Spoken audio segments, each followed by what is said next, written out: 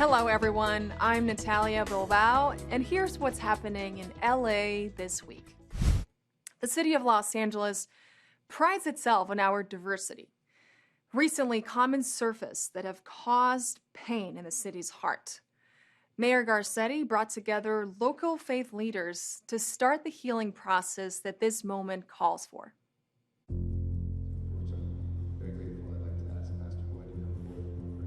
This is a day of accountability.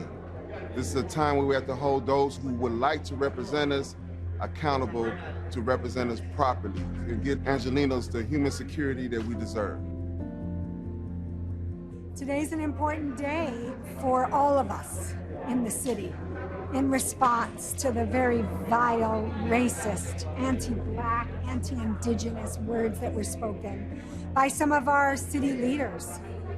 Today is a day where we need to all stand up collectively to be really clear about the kind of city we must live in and the kind of work that it's going to take to get there. We know that people that are in government said hurtful things, but the city is not just of people that work for the government or in City Hall proper. They are the 4 million Angelenos that step up every day to create a city that is inclusive, that is diverse, and that welcomes belonging. And that is who we are, and that is why we believe that LA is for everyone. We're grateful for the leadership of Mayor Garcetti, Capri Maddox, the general manager of the Civil and Human Rights Department. The fact that they were able to have a coalition of diverse community leaders from different faith groups, different ethnic groups, to talk about the tragedy and the political earthquake that happened, the racist comments, was needed to help us heal. So we're grateful to be at the meeting and to hear the dialogue. In all of this, I think in hate in general, is the number one thing is people feel unseen and unheard. And if you can show people, I see you, I hear you, I love you, I lift you, it makes a world of difference. And that is the Angeleno spirit that we know we have. I hope we all find kindness tomorrow as we ask for justice today. And let us show this city who we are. Let us show ourselves who we are. Let us remind our leaders of what this moment calls them to do and to be. And let us be that city of angels. Thank you all so much for coming. Appreciate it. In August 2017, the LA City Council officially named the first Monday of October Indigenous Peoples Day. This year, Council District 13 held the celebration in Grand Park, bringing together the different Native communities in our city in this honoring of diversity and ancestry. Take a look.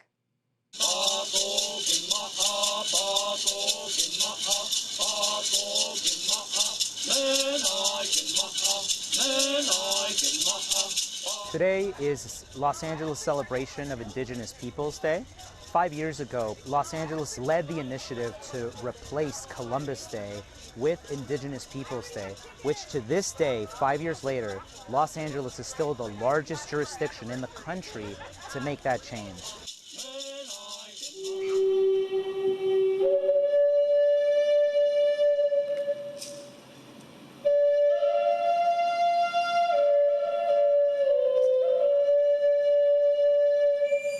Today is very important for all Indigenous people, not just in Los Angeles, but all over the world, because it is a day to celebrate who we are culturally, spiritually, holistically as people. We haven't been given this opportunity before to actually celebrate. We were actually penalized for being able to celebrate our culture, our language, and everything else was taken away. So to have a day where we can dress in our traditional clothes, speak our traditional languages, and enjoy each other's company, it's very important. I get emotional because when I was growing up, you know, I never fit into where I was supposed to be, who I was, because I didn't know who I was, right? They're like, oh, you're too light-skinned, oh, you're too dark-skinned, where am I? So today is an important day to me because I'm reclaiming who I am, my culture. I think it's important for everyone, especially the future, to know who they are and where they come from. And I'm proud. I'm proud of who I am, and I'm proud of my culture. We know that there are indigenous people all around the globe. This is most pertinent even till this day when we talk about racial justice and equity. Some of the voices in the rhetoric don't necessarily talk and speak to racial equity and justice. Oftentimes they limit us, they marginalize specifically Native American communities like ours and the people we serve. And so we seek to overcome that with celebrations like this.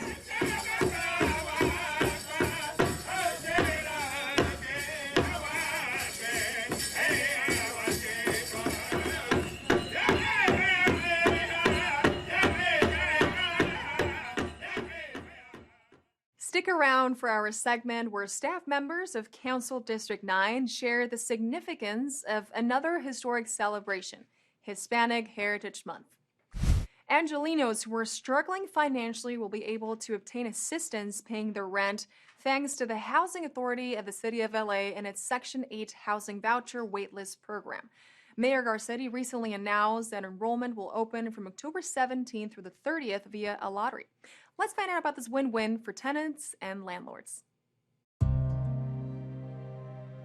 Today is an incredible day because we're announcing for the first time in 5 years that HACLA is opening the program waitlist to get a Section 8 voucher for your family, for your household. We expect there to be well over 100,000 applicants. It could go much higher than that of people that are eligible for the program. Our goal is to make this as easy as possible. The biggest benefit is the tenants can get affordable rent. Tenants normally pay 30% of their income towards rent on Section 8, and the Housing Authority pays the difference directly to the landlord each month.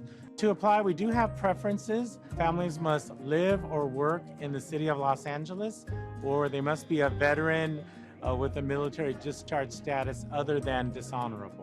The application period is for 2 weeks, starting October 17th through October 30th. So this program is helping probably 250,000 Angelenos stay in housing because landlords who sign up can depend on this rent coming every single month. So it's a win-win for landlords and of course for Angelenos who need help in this housing crisis. Too many people feel that every single day, but this gives us a lot of hope. It's such a special day today, a beautiful day at the Central Library. We're excited not only to be hosting this announcement, but we're also really genuinely excited to be partnering with HACLA. Hay bibliotecas en su vecindario que pueden asistirte con un correo electrónico, con el acceso al internet y también pueden asistirte con la aplicación y este es gratis. So you can apply during the open waitlist period at haclahcvlist.org. You can do that during the 2-week period. You can even go to that website now because going now you can get information about the program. There's a frequently asked questions document on there that you can access. It is easy to apply and there is assistance to do that if you need it. The 3 main issues for Los Angeles' success are housing, housing, and housing. Too many thousands of families still struggle to pay their rent in this city. And in this affordable housing crisis, we can see it in our unhoused population, but you don't have to be unhoused to feel it. To consider, can I afford to stay here? Will my children be able to stay here? Will their children be able to stay here?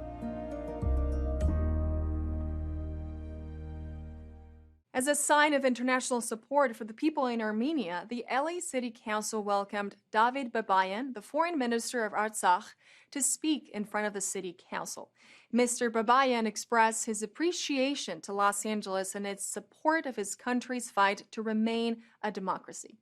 The City Council passed a resolution calling upon the United States government to take meaningful steps to end the violence that's being caused by the ongoing attacks by Azerbaijan against Armenia. Foreign Minister Babayan, thank you so much for being here, and of course so many friends and allies. This council, as Mr. Gregorian acknowledged, has been a strong and solid supporter of the people of Armenia and the Republic of Artsakh. Several of us together were in Artsakh, and my heart just breaks. It's an important event for several reasons. First of all, Los Angeles is a global city. It's a hub, it's a harbor, which like a magnet, brings a lot of people with hope and when you have this kind of environment and this kind of city, it cannot be indifferent to the struggle of people who want to create this same kind of world on their own land. So our fight is for democracy. Council District 13 celebrated the groundbreaking of another 100% affordable housing project. Lucena Uncourt, the new contribution to City 13's goal of 4,389 units of affordable housing, is estimated to be completed by October of 2023. An added bonus will be a community center benefiting residents run by a community partner.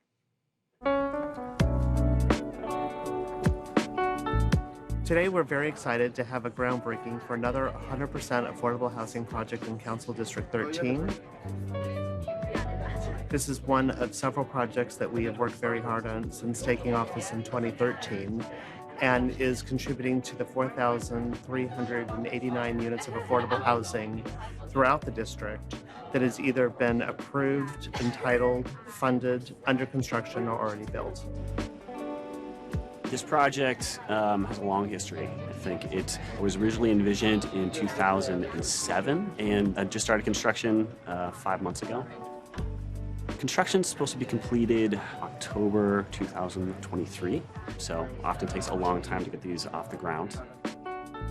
Project will feature an edible garden, some public art murals. One unique characteristic about this project, in addition to providing 46 units of affordable housing, it's also going to include a 1,000-foot community center run by SEPA, a local nonprofit.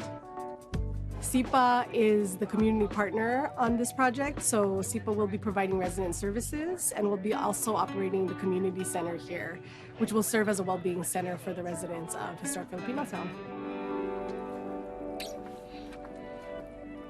So one of SEPA's pillars of work is health and human services, and underneath that pillar is mental health. And we recognize that mental health is a real issue where residents need support. So the community center will be open to all residents and even the residents of Lucena Uncourt. And we hope to really provide mental health services, including support groups, counseling, psychoeducational programs, and then also other supports around mental health and well-being. It's really heartwarming to feel the support for our diverse and progressive community. Projects like this help house our residents and also expand the impact of legacy organizations like SEPA in historic Filipino town.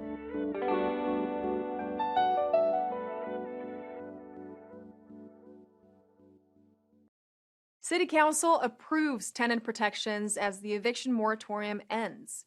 LA observes October as National Bullying Prevention Month, and the LA Zoo launches a teen council for conservation. All these stories up next on City Beat.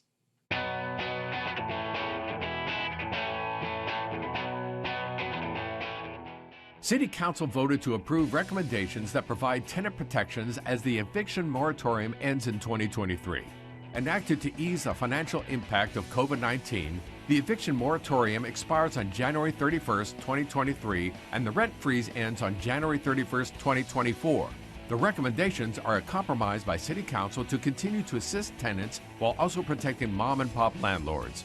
For questions regarding current housing regulations for tenants and landlords, call the LA Housing Department at 866-557-7368 or call 311. Elementary students joined with the Los Angeles Police Department to kick off National Bullying Prevention Month in October. The event was held to raise awareness and to be a call to action against bullying.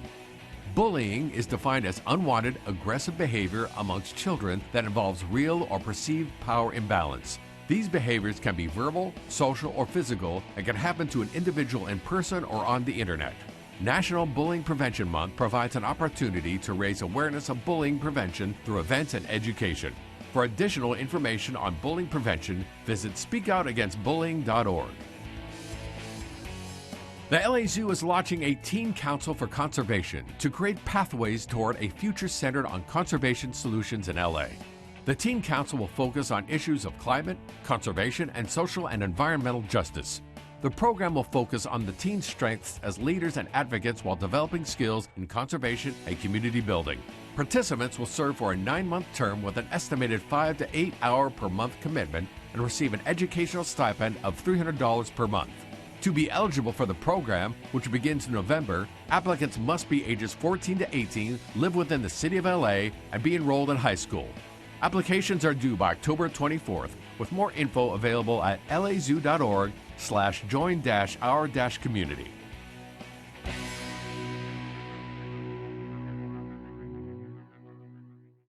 As a young girl, I dreamed of becoming a firefighter, but not seeing female firefighters made me think it was impossible. To encourage young girls to pursue a career in the fire department, the LA Fire Department launched a girls' camp.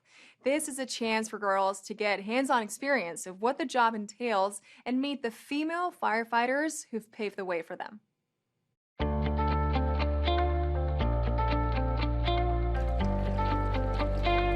Our fire department is hosting a girls' camp to just introduce young girls who are interested in perhaps a career in the fire service. It allows the girls to see what we do, gives them a chance to put everything on, our equipment, carry some of the tools, do a little manipulation with the hose, just give them a view that they can do it at a very young age, and maybe just open the door to different opportunities or different venues that they might want to explore. We have about 60 young girls that are in high school and some are early into their college years. And it's just an opportune time to be able to plant that seed early, to show them and to demonstrate that they can do this job. This could potentially be a career for them.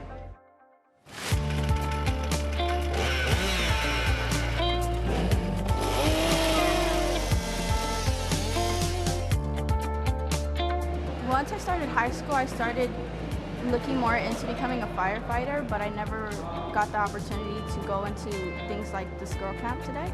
I've always wanted not a normal job, I guess, something that was exciting and out of the ordinary, and something that you don't see a lot of women doing.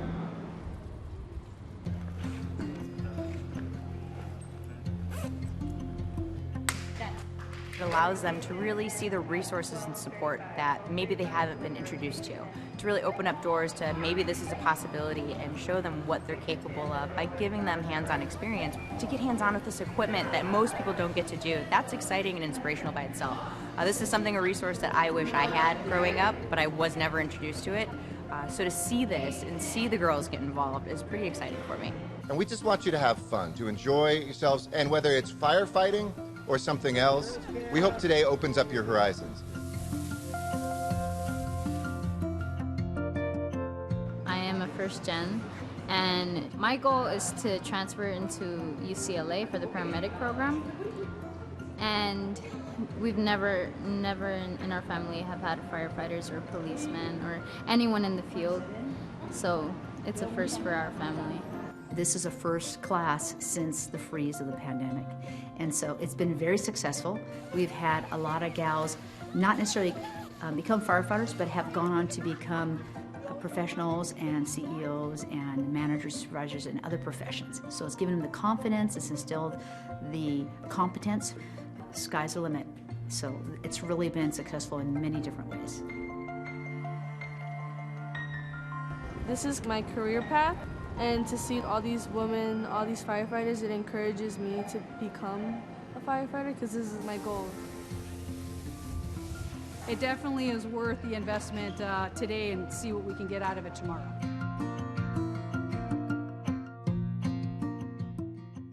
Hispanic Heritage Month is a time to celebrate the rich cultures that are a big part of LA city fabric.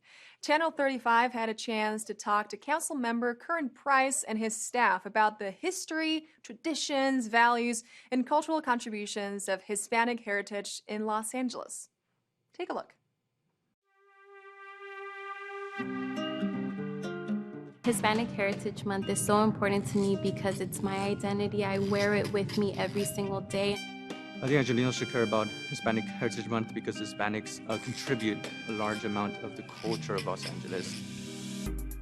This is an important month because it allows us to really pause and reflect on our history, on our traditions, on our values and cultural contributions.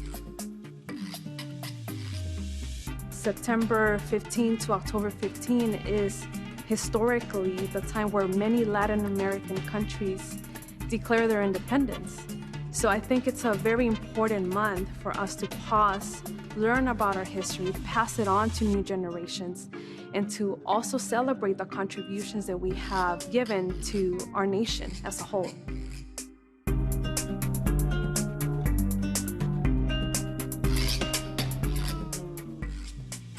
I think the reason why it's important to me, it's a reminder, I think not just for our staff, but really for myself to understand the privileged positions that we're in to affect policy at the scale that we are here in the city of Los Angeles. I don't think there's folks that sometimes realize the decisions that are being made on their behalf. And so I would like to know that there is somebody with maybe my lived experience representing their interests in the decisions that we're making daily here at City Hall. I have a diverse staff. It represents the diversity of the community.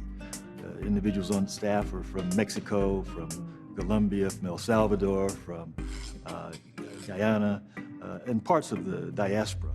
And that represents the constituents that we serve. It's important that we recognize the diversity, because it's in that diversity that we have our strength. Members of my staff have been undocumented. They know what it's like to be struggling, to be in the shadows, and they have an opportunity to provide the kind of leadership, the kind of positive, progressive support that's important, not only in our district, but citywide. Los Angeles is really the fabric of, the social fabric, of the cultural fabric, really, of this country. And so being able to celebrate that is so important, because it just gives you more pride, more civic pride in what your city is, to be able to go down the street and being able to be exposed to a variety of different cultures. And really, that's the case throughout the city. I think it's important to realize that we are all in this together. We have come through this very perilous time as a community, and we continue to strive and move forward. We know there have been some obstacles, but there are lots of opportunities. And so my message is that we just have to continue working together, working collaboratively, building upon the strengths that we have individually, and recognizing that together we can achieve all great things.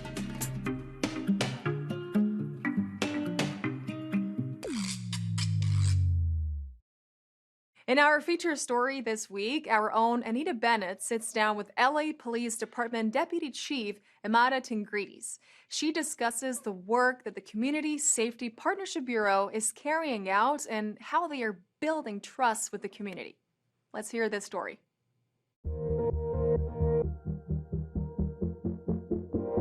Tell us a little bit about the work that you're doing in the Community Safety Partnership Bureau. The Community Safety Partnership Bureau started in 2011, and we have dedicated police officers assigned to public housing developments in city parks that have experienced a high rate of crime and in the past a lack of trust with law enforcement. So what's been the reaction from the community to the work that's being done? The reaction from the community from when we started to where we're at now has been transformational. When we first began, there were folks in the community that didn't believe they were going to have dedicated police officers that wanted to come in and build relationships and work with trust and humanizing one another. How does policing and what you're doing, how does it diffuse racial tensions? Any time that you're willing to understand the cultures of the community that you're working in, and you have an organization and a department that now reflects the community that you're working in, all of that helps build trust and relationships and diffuse tension. One of the reasons why this program was so important and placed in some of our most vulnerable communities was because of a lack of trust and the tension between law enforcement and the community. And when the officers set out understanding that they weren't going into these communities to suppress it, but they were actually going into these communities to understand it and make a change and work together, that diffuses that tension and that allows a window for us to come together to make change in the community. On a personal level, how do you connect with the community? I connect with the community by being out in the community. I spend a lot of time working alongside my officers, going to community events, engaging with what's really going on in the community. That allows me to talk to people. That allows me to understand what's going on, engage how the community is feeling about how they're being policed in our city. My hope in the future is that more community members step up and are willing to listen and work through a truth and reconciliation process to build those relationships with law enforcement, to make change in their community, and also for the officers to really see that they have made a difference in the community, and for the officers to feel empowered to continue to work in this fashion to make change in the community.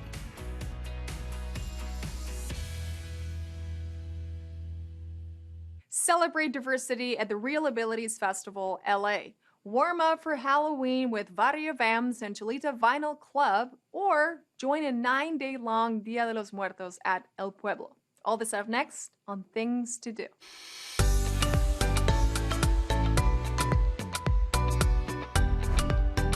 Celebrate the diversity of our shared human experience at the Real Abilities Film Festival, Los Angeles. This event is the largest festival in the U.S. dedicated to promoting awareness and appreciation of the stories of people with disabilities. During 3 days, attendees will be able to enjoy films like Academy Award winner Coda and participate in post-screening conversations amongst other engaging activities.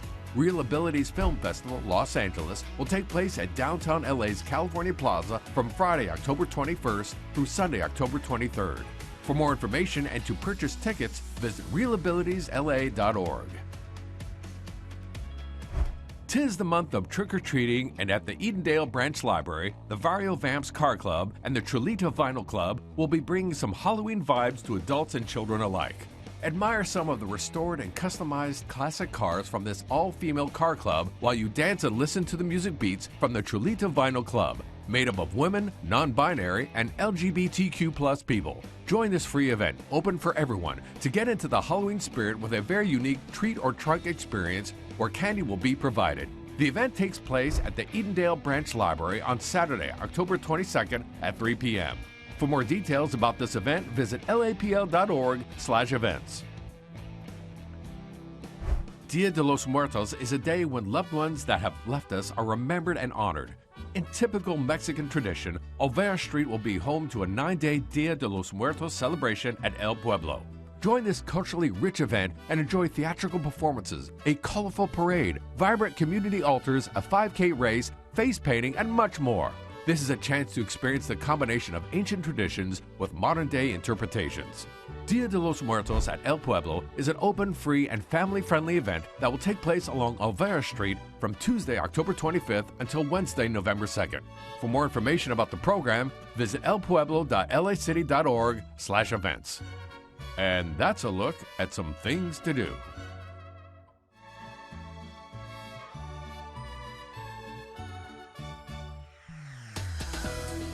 And that's it for this edition. I'm Natalia Bilbao, and from all of us here at LA This Week, thank you so much for joining us. A reminder that you can catch us online at lacityview.org, and we're also on Facebook, Twitter, and YouTube. See you next time for more LA This Week.